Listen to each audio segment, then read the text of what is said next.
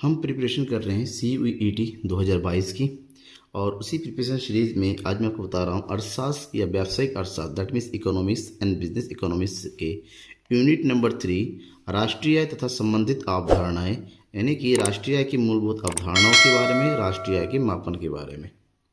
इस चैप्टर के कौन कौन से इंपॉर्टेंट टॉपिक्स है, कौन कौन से इंपॉर्टेंट MCQs है जो कि CUET एग्जामिनेशन में इस साल पूछा जा सकता है, उन सारे क्वेश्चंस को विद एक्सपेरिमेंट के साथ मैं आपको बताऊंगा।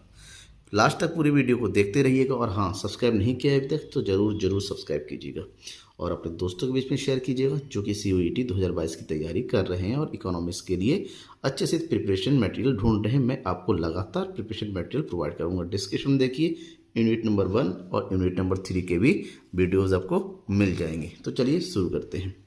पहला क्वेश्चन है आपका, समष्टि अर्थशास्त्र के क्षेत्र में निम्नलिखित में कौन सा अध्ययन विषय सम्मिलित है। इसका मतलब ये 4 ऑप्शन जो दे रखे उसमें से कौन सा जो है समष्टि अर्थशास्त्र का अध्ययन क्षेत्र के अंतर्गत आता है। ऑप्शन है राय एवं रोजगार सिद्धांत, सामान्य कीमत स्तर एवं मुद्रास्फीति का सिद्धांत, व्यापार चक्रों का सिद्धांत या उपयुक्त सभी। ध्यान में रखिएगा, उपयुक्त जो चारों के चारों दे रखे ये समष्टिगत अर्थशास्त्र के अंतर्गत आता है, यानी कि चारों के चारों व्यापक है जो संपूर्ण अर्थव्यवस्था का जो है नेतृत्व करता है। सामूहिक अवधारणा है, जहाँ सामूहिक समस्या का अध्ययन किया जाता है वो समष्टि अर्थशास्त्र की विषय सामग्री होती है। इसका मतलब इसका आंसर होगा option number D. Question number 2, व्यापक अर्थशास्त्र की निम्नलिखित में से कौन सी उपयोगिता है। सरकारी आर्थिक नीति का निर्माण, आर्थिक विकास, अंतर्राष्ट्रीय तुलनाएं, उपयुक्त सभी। तो व्यापक अर्थशास्त्र की उपयोगिता, व्यापक अर्थशास्त्र से सरकारी की आर्थिक नीतियों का भी निर्णय होता है। सरकारी राष्ट्रीय अर्थशास्त्र से आर्थिक विकास का भी अध्ययन होता है। इससे अंतर्राष्ट्रीय तुलनाएं करना भी संभव हो जाती है। इसका मतलब तीनों सही है तो अपना राइट ऑप्शन होगा option number D. Question number 3, सामान्य कीमत स्तर पर का अध्ययन किया जाता है। सामान्य कीमत स्तर का अध्ययन कहाँ किया जाता है। व्यष्टिगत अर्थशास्त्र यानी कि माइक्रो इकोनॉमिक्स में, समष्टिगत अर्थशास्त्र यानी कि मैक्रो इकोनॉमिक्स में, दोनों ए और बी में, इनमें से कोई नहीं। व्यक्तिगत अर्थशास्त्र यानी कि माइक्रो इकोनॉमिक्स में एक वस्तु कीमत के निर्धारण का अध्ययन किया जाता है। सामान्य कीमत का निर्धारण वो समष्टिगत अर्थशास्त्र के अंतर्गत होता है, option number B. Next question, चक्रीय प्रवाह में शामिल होता है। इसमें से कौन सा चक्रीय प्रवाह में शामिल होता है। वास्तविक प्रवाह, मौद्रिक प्रवाह, ए और बी दोनों, इनमें से कोई नहीं। वास्तविक प्रवाह यानी कि रियल फ्लो, मौद्रिक प्रवाह यानी कि मनी फ्लो, दोनों ही जो है चक्रीय प्रवाह का एक अंग है। इसका मतलब होता है आपका राइट ऑप्शन होगा ऑप्शन नंबर सी, ए और बी दोनों। क्वेश्चन नंबर 5, स्टॉक के अंतर्गत निम्नलिखित में कौन शामिल है। मुद्रा का परिमाप, धन, गोदाम में रखा गेहूं, उपयुक्त सभी। तो स्टॉक के अंतर्गत मुद्रा का भी होता है, मुद्रा का माप यानी कि सप्लाई ऑफ मनी, धन भी आता है, गोदाम में रखा भी आता है, यानी कि उपयुक्त सभी आपका राइट आंसर है। नेक्स्ट क्वेश्चन नंबर 6, प्रवाह के अंतर्गत कौन शामिल है। उपभोग, निवेश, आय, उपयोग सभी। ये तीनों के तीनों प्रवाह का उदाहरण है, यानी कि option number D is right. Question number 7, परिवार फर्मों को कौन सी सेवाएं प्रदान करते हैं। भूमि, बैंकिंग, किराया, ब्याज। भूमि परिवार के द्वारा फर्म को दिया जाने प्रमुख सेवा है। बैंकिंग जो कि एक के उत्पादक सेवाएं हैं। किराया फर्मों के सेवाओं के बदले में मिलने वाला जो है पेमेंट होता है और ब्याज भी सेवाओं के बदले में मिलने वाला पेमेंट है। राइट ऑप्शन कौन सा होगा, ए, भूमि। क्वेश्चन नंबर 8, 3 क्षेत्रीय मॉडल में निम्नलिखित कौन शामिल है। 3 क्षेत्रीय मॉडल में परिवार, फर्म, सरकार, उपयुक्त सभी। तीनों के तीनों 3 क्षेत्रीय मॉडल में शामिल होता है। राइट ऑप्शन है उपयुक्त सभी। और ये 3 क्षेत्रीय मॉडल जो है आपका आय का चक्रीय प्रवाह के अंतर्गत आता है। 4 क्षेत्रीय मॉडल, 4 क्षेत्र जैसे अभी मैंने 3 क्षेत्र पढ़ा था, परिवार भी शामिल है, फर्म भी शामिल है, सरकार, एक क्षेत्र और शामिल होता है, ठीक है ना। तो ऑप्शन है C+I यानी कि परिवार और फर्म, CI+G 3 क्षेत्रीय मॉडल, परिवार, फर्म और सरकार 4 क्षेत्रीय मॉडल, परिवार, फर्म, G फॉर सरकार और X मतलब शेष बीच। तो राइट ऑप्शन कौन सा होगा, सी होगा। अब डी को देखने की जरूरत ही नहीं है। क्वेश्चन नंबर 10, प्राथमिकता क्षेत्र प्रायोरिटी में शामिल है कौन सा। प्राथमिक क्षेत्र मतलब प्राथमिक क्षेत्र में समझिएगा, प्राइमरी सेक्टर, खेती बाड़ा से वो प्राइमरी सेक्टर नहीं है। मतलब कौन सा क्षेत्र है जिसको सबसे ज़्यादा प्रायोरिटी दी जाती है इकोनॉमी में। कृषि है, खुदरा व्यापार है, लघु है, इनमें से सभी। तो ये चारों के चारों प्रायोरिटी है, मतलब जहाँ पर देश के विकास के लिए और आम आदमी की जरूरतों को पूरा करने के लिए इन तीनों क्षेत्रों को विशेष जो है महत्व दिया जाता है, इसलिए इसको प्राथमिकता क्षेत्र कहते हैं। That is option number D is right. Question number 11, रोजगार सिद्धांत का संबंध है स्थैतिक अर्थशास्त्र, व्यष्टि अर्थशास्त्र, समष्टि अर्थशास्त्र और इनमें से सभी। ध्यान में रखिएगा, रोजगार सिद्धांत समष्टि अर्थशास्त्र का एक प्रमुख अंग है, इसी का सिद्धांत है। Option number C is right. एकल लेखा वर्ष में किसी देश की घरेलू सीमा में सभी उत्पादकों के द्वारा जितनी भी अंतिम वस्तुओं एवं सेवाओं का उत्पादन होता है जिसमें मूल्यह्रास भी शामिल होता है, उनकी बाजार कीमत के योग को क्या कहा जाता है। एक देश की घरेलू सीमा के अंतर्गत जितने भी अंतिम वस्तुओं एवं सेवाओं का उत्पादन होता है उन सबकी बाजार कीमत का योग जिसमें मूल्यह्रास भी शामिल होता है उसको बोलते हैं GDP, यानी कि सकल घरेलू उत्पाद। G for gross, D for domestic, P for product, MP मतलब market price, gross domestic product at market price. ठीक है ना। क्या सत्य है, इन चार ऑप्शन में से कौन सा जो है सही व्याख्या करता है। उस ऑप्शन है GNP equal to GDP plus घिसावट। भाई GDP, जी ही निकालना है, घिसावट ऐड कर देंगे तो और क्या हो जाएगा, तो ये तो बिल्कुल नहीं हो सकता। NNP equal to GNP plus घिसावट। जी से एन बदलने के लिए घिसावट को माइनस किया जाता है, ना कि प्लस, तो ये गलत है। यहाँ पर है NNP equal to GNP minus घिसावट, यहाँ पर भी माइनस हो रहा है, यहाँ पर भी माइनस, बट यहाँ पर ग्रॉस में से घिसावट माइनस होता है। ध्यान रखिएगा, ग्रॉस में से घिसावट माइनस पर हमेशा शुद्ध प्राप्त होता है। Option number C is right, G is wrong. Question number 14, साधन लागत पर शुद्ध राष्ट्रीय उत्पाद को क्या कहते हैं। साधन लागत पर, दैट इज FC, शुद्ध राष्ट्रीय उत्पाद यानी कि NNP FC कौन सा, इसमें NNP FC को कहा जाता है राष्ट्रीय आय, सकल निवेश, घरेलू आय और निम्न में से कोई नहीं, तो इसको बोलते हैं राष्ट्रीय आय NNP FC। जबकि घरेलू आय को बोलते हैं NDP FC। सकल निवेश का मतलब होता है ग्रॉस इन्वेस्टमेंट। राष्ट्रीय आय में निम्नलिखित में से किसे शामिल किया जाता है। लगान मजदूरी ब्याज, लगान मजदूरी वेतन, लगान लाभ ब्याज, लगान मजदूरी वेतन ब्याज लाभ, सारे शामिल होते हैं। लेकिन इसमें क्या होता है, सारे दे रखे हैं, लगान भी, मजदूरी भी, वेतन भी, ब्याज भी, लाभ भी। Option number D is right. Question number 16, राष्ट्रीय आय का मापन निम्नलिखित में से किस विधि द्वारा किया जाता है। उत्पाद विधि, आय विधि, व्यय विधि, ये सभी। उत्पाद विधि यानी कि प्रोडक्ट मेथड, आय विधि यानी कि इनकम मेथड, व्यय विधि यानी कि एक्सपेंडिचर मेथड। ये तीनों के तीनों जो है राष्ट्रीय मापन की जो है प्रमुख विधियां हैं। Option number D is right, तीनों ही राष्ट्रीय आय मापन की विधि है। एक अर्थव्यवस्था में कौन सा क्षेत्र सम्मिलित रहता है। प्राथमिक, द्वितीयक, तृतीयक और ये सभी। अर्थशास्त्र के जो प्रमुख क्षेत्र है वो तीनों हैं, ABC, प्राथमिक, द्वितीयक और तृतीय। Option number D is right. Question number 18, तृतीय क्षेत्र के अंतर्गत निम्नलिखित में से कौन सी सेवाएं सम्मिलित होती हैं। खनन, निर्माण, संचार, पशुपालन। खनन प्राथमिक क्षेत्र है, ये प्राथमिक क्षेत्र में आता है। निर्माण द्वितीय क्षेत्र है, पशुपालन प्राथमिक क्षेत्र है। ऑप्शन बचा सी, दैट इज तृतीय क्षेत्र हो गया। ठीक है ना, ये होता है आपका सेवा क्षेत्र, कम्युनिकेशन। द्वितीय क्षेत्र के अंतर्गत कौन सी सेवाएं हैं। बीमा तृतीय क्षेत्र का है, विनिर्माण, व्यापार और कृषि। इसमें से विनिर्माण जो है द्वितीय क्षेत्र का है। ऑप्शन नंबर बी, व्यापार आपका तृतीय क्षेत्र में आता है, कृषि आपका प्राथमिक क्षेत्र में आता है। राष्ट्रीय आय के आकलन में किसी वस्तु या सेवा का मूल्य एक से अधिक बार शामिल करना क्या कहलाता है।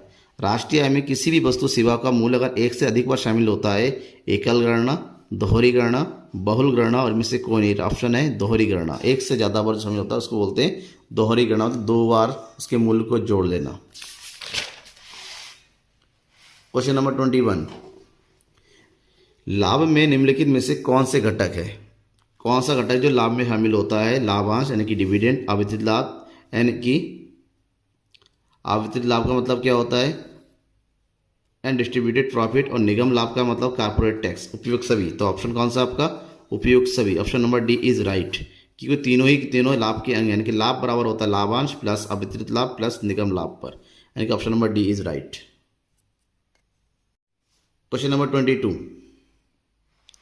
एकल राष्ट्रीय आय में निम्नलिखित में से किसे शामिल किया जाता है। इन चारों ऑप्शन में से कौन सा राष्ट्रीय आय का अंग है। हस्तांतरण भुगतान, शेयर एवं बॉन्ड की बिक्री, काले धंधे से प्राप्त है, इनमें से कोई नहीं। देखिए ये ट्रांसफर पेमेंट है, ये शेयर एंड बॉन्ड है, ये काला धंधा, ये तीनों के तीनों राष्ट्रीय आय में नहीं आता, यानी कि option number D is right, इनमें से कोई नहीं।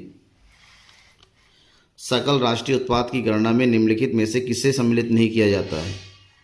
पुरानी वस्तुओं का क्रय विक्रय, मध्यवर्ती वस्तुएं, ए और बी दोनों, इनमें से कोई नहीं। तो सकल राष्ट्रीय उत्पाद की गणना में सम्मिलित जो नहीं किया जाता है वो है ना ही पुरानी वस्तुओं क्रय विक्रय शामिल किया जाता है, ना ही मध्यवर्ती वस्तु शामिल किया, यानी कि option number C is right, A और बी दोनों। निम्नलिखित में से कौन जीडीपी को कल्याण का एक अनुपयुक्त सूचकांक बनाता है? जीडीपी कौन सा जो है जीडीपी कल्याण वेलफेयर के लिए उपयुक्त जो है नहीं है? गैर मौद्रिक लेन देन, वाह्यताएं, जीडीपी तथा वितरण संरचना, उपयुक्त, ये सारे के सारे जो है ये बताता है कि जीडीपी जो है कल्याण के लिए उपयुक्त नहीं है, क्योंकि जीडीपी केवल वस्तु के भौतिक मूल्य को जोड़ा जाता है, बाजार मूल्य को जोड़ा जाता है, इसमें वाह्यताएं को नहीं जोड़ा जाता है, गैर मौद्रिक लेन देन नहीं आते हैं, ना ही इसमें जीडीपी का वितरण एवं रचना के बारे में सही ज्ञान होता है, यानी कि option number D is right. राष्ट्रीय आय एनएनपीएफसी बराबर है किसके? जीएनपीएफसी प्लस मूल्यह्रास के, जीएनपीएफसी माइनस मूल्यह्रास, एनएनपीएमपी माइनस शुद्ध अप्रत्यक्ष कर, और बी तथा सी दोनों। ध्यान में रखिएगा, जी में से मूल्यह्रास माइनस करेंगे तो ये भी एनएनपीएफसी बनेगा, और एनएनपीएमपी में शुद्ध अप्रत्यक्ष ये भी एनएनपीएफसी बनेगा, यानी कि बी और सी दोनों सही है, ऑप्शन नंबर डी, यानी कि बी और सी दोनों। क्वेश्चन नंबर 26, बाह्यताओं का प्रभाव कैसा होता है? धनात्मक होता है, ऋणात्मक होता है, धनात्मक भी हो सकता है और ऋणात्मक भी होता है, ना तो धनात्मक होता है ना ही। बाह्यता क्या होती है? सबसे पहले ये धनात्मक किसे बाह्यता क्या होती है? एक्सटर्नल्स। बाह्यताएं मतलब ऐसी चीज़ होती हैं जो आपकी, फॉर एग्जांपल आपका बगीचा है, आपने बगीचे में फूल वगैरह लगा रखे हैं, आपका पड़ोसी का घर आपके सामने, वो भी इसका जो है क्या लेता है? आनंद ले रहा है, इसका आनंद ले रहा है, यानी कि उसको भी इसके बदले में वो कोई भी कीमत नहीं चुकाता है, ठीक है ना, लेकिन फ़ायदा ले रहा है एंटरटेनमेंट का या फिर बगीचे का, तो इसको बाह्यता मतलब जिससे ऐसी चीज़ जो किसी को एक्स्ट्रा मिलता है लेकिन बदले में वो चुकाता नहीं है, ये धनात्मक भी हो सकता है और ऋणात्मक भी हो सकता है, ऑप्शन नंबर सी। वास्तविक राष्ट्रीय आय से अभिप्राय है। वास्तविक राष्ट्रीय आय क्या है? चालू कीमतों पर राष्ट्रीय आय, कारक कीमतों पर राष्ट्रीय आय, स्थिर कीमतों पर राष्ट्रीय आय, पिछले 10 वर्षों की औसतन कीमतों पर राष्ट्रीय आय। तो ऑप्शन होगा बी, कारक कीमतों पर राष्ट्रीय आय, यानी कि आपका एनएनपीएफसी। राष्ट्रीय आय से अभिप्राय है केवल कारक आय से, देश के केवल सामान्य निवासियों की आय से, घरेलू आय तथा विदेशों से प्राप्त शुद्ध कारक आय के कुल जोड़ से, उपयुक्त सही। ऑप्शन है राष्ट्रीय आय में घरेलू आय यानी कि एनडीपीएफसी और विदेशों से प्राप्त आय यानी कि एनएफआईए दोनों शामिल होता है, that mean option number C is right. शुद्ध अप्रत्यक्ष कर अनुमानित किया जाता है कैसे? अप्रत्यक्ष कर प्लस आर्थिक सहायता, आर्थिक सहायता माइनस अप्रत्यक्ष कर, अप्रत्यक्ष कर माइनस आर्थिक सहायता, और दोनों ए और बी, ए बी और सी। ध्यान में ये रखना है कि अप्रत्यक्ष कर में से आर्थिक सहायता माइनस करने से हमें शुद्ध अप्रत्यक्ष कर प्राप्त होता है, option number C is right.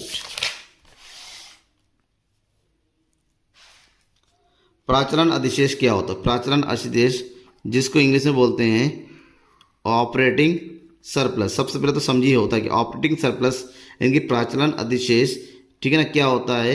किसी बिजनेस में जो उसके ओनर होते हैं यानी कि जो मालिक होते हैं, नियोक्ता होते हैं, उसको बिजनेस करते हुए जो भी लाभ की प्राप्ति होती है, जिसमें आपका शामिल होता है लगान, लाभ, ब्याज, लगान ब्याज कर्मचारियों का पारिश्रमिक, एनडीपीएफसी में शुद्ध अप्रत्यक्ष कर, ए और बी दोनों। तो रही है ऑप्शन नंबर सी, अपचलन अधिशेष में लगान, लाभ और ब्याज ये तीनों शामिल होता है। निम्नलिखित में से कौन सा अंतिम व्यय का एक भाग नहीं है? अंतिम व्यय फाइनल एक्सपेंडिचर, सरकार द्वारा खरीदी गई उपभोक्ता वस्तुएं, शेष विश्व को निर्यात की गई उपभोक्ता वस्तुएं, किसानों द्वारा खरीदे गए बीज, सरकारी स्थिर निवेश। ध्यान में रखिएगा ये तीनों के तीनों ए, बी और डी जो है अंतिम व्यय होता है, लेकिन किसानों द्वारा खरीदे गए बीज अंतिम व्यय नहीं होता क्योंकि मध्यवर्ती होता है, इसके बाद वो उत्पादन करेगा। इसका मतलब ये option number C is right. निम्नलिखित में से कौन सा हस्तांतरण भुगतान नहीं है? राष्ट्रीय ऋण पर ब्याज, सेवानिवृत्ति पेंशन, वृद्धा पेंशन और दान, ये तीनों के तीनों हस्तांतरण भुगतान है। राष्ट्रीय ऋण पर ब्याज यानी कि ब्याज का इंटरेस्ट ऑन नेशनल क्रेडिट, ये जो है हस्तांतरण भुगतान नहीं है। सेवाओं के सौलेखा उत्पादन को राष्ट्रीय आय में सम्मिलित नहीं। सौलेखा उत्पादन मतलब ऐसे उत्पादन, मतलब सौलेखा जब मालिक उत्पादन के लिए अपनी खुद की सामग्री का अपने घर का प्रयोग करता है, खुद सेवा प्रदान करता है, उसको स्वलेखा उत्पादन कहते हैं। इसको शामिल नहीं किया जाता क्योंकि सेवाएं और वस्तुएं भिन्न भिन्न होती हैं, सेवाएं उत्पादक नहीं होती हैं। ऐसी सेवाओं को बाजार मूल्य में मापने की कठिनाई होती है इनसे, ठीक है ना। मालिक अगर स्वयं के खेत में काम करता है किसान, और अगर फैक्ट्री में खुद का घर या खुद की ज़मीन इस्तेमाल कर रहा है, तो उसके मूल्य बाजार मूल्य का कैसे लगाएंगे, ये कठिनाई होती है। इसलिए इसको राष्ट्रीय आय में शामिल नहीं किया जाता है। किसने सर्वप्रथम भारत में राष्ट्रीय आय की गणना की थी? Dadabhai Naoroji, Bal Gangadhar Tilak, PC Mahalanobis, BKR Rao. Option है दादाभाई नौरोजी। निम्नलिखित में से कौन सा भारत के सामान्य निवासी का उदाहरण है? कौन सा भारत का सामान्य निवासी होगा? ऑप्शन है भारत में स्थित विश्व स्वास्थ्य संगठन में काम करने वाले विदेशी मजदूर, भारत में अंतर्राष्ट्रीय मुद्रा कोष में कार्यालय में काम करने वाले जर्मन निदेशक, शेष विश्व में भारत का राजदूत, भारत में शेष विश्व का राजदूत। ध्यान में रखिएगा, ये विदेशी मजदूर है, ये विदेशी निदेशक है और ये विश्व का राजदूत है, यानी कि सारे विदेशी है। हमें चाहिए भारत का, यानी कि अगर विश्व में भारत के लोग काम कर रहे हैं और जो भारतीय हैं, भारत की नागरिकता नहीं छोड़े हैं, ऐसे लोगों को हम भारत के सामान्य नागरिक कहते हैं, क्योंकि इनका पूरा का पूरा इंटरेस्ट भारत की अर्थव्यवस्था के लिए रहता है, भारत के लिए होता है, भारत के लिए टैक्स पे करते हैं। पारिवारिक माल सूची क्या है?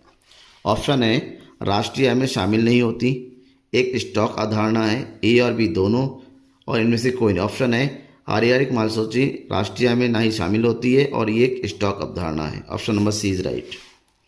एक लेखा वर्ष में अंतिम स्टॉक और आरंभिक स्टॉक के अंतर को क्या कहा जाता है? स्टॉक में वृद्धि, स्टॉक में परिवर्तन, स्टॉक में कमी, इनमें से कोई नहीं। इसको बोला जाता है स्टॉक में परिवर्तन, जो कि निकाला जाता है अंतिम स्टॉक माइनस प्रारंभिक स्टॉक। क्वेश्चन नंबर 38, सकल घरेलू पूंजी निर्माण कुल जोड़ है किसका? स्थिर परिसंपत्तियों पर व्यय का, सकल घरेलू स्थायी पूंजी निर्माण तथा स्टॉक में परिवर्तन का, शुद्ध घरेलू स्थायी पूंजी निर्माण, माल सूची, निवेश मूल्यह्रास का, दोनों बी और सी। राइट ऑप्शन है डी, दोनों बी और सी दोनों ही सही ऑप्शन है। आय विधि द्वारा राष्ट्रीय आय का अनुमान लगाते समय निम्नलिखित में से किस मद को शामिल नहीं किया जाता है? किराया, मिश्रित आय, स्थिर निवेश और अवितरित लाभ। तो ध्यान में रखना, राष्ट्रीय आय किस गणना करते वक्त अगर आय विधि का प्रयोग कर रहे हैं तो इसमें जो है हम स्थिर निवेश को शामिल नहीं करते हैं। ये जो है आय का भाग नहीं होता है, ये निवेश का भाग होता है, यानी कि व्यय का भाग होता है। निम्नलिखित में से किसको अंतिम उपभोग व्यय में शामिल नहीं किया जाए? अंतिम उपभोग में की फाइनल कंजप्शन कौन सा नहीं है? शिक्षा पर परिवारों का व्यय, कच्चे माल पर व्यय, सरकारी अंतिम उपभोग व्यय, भोजन पर परिवारों का व्यय।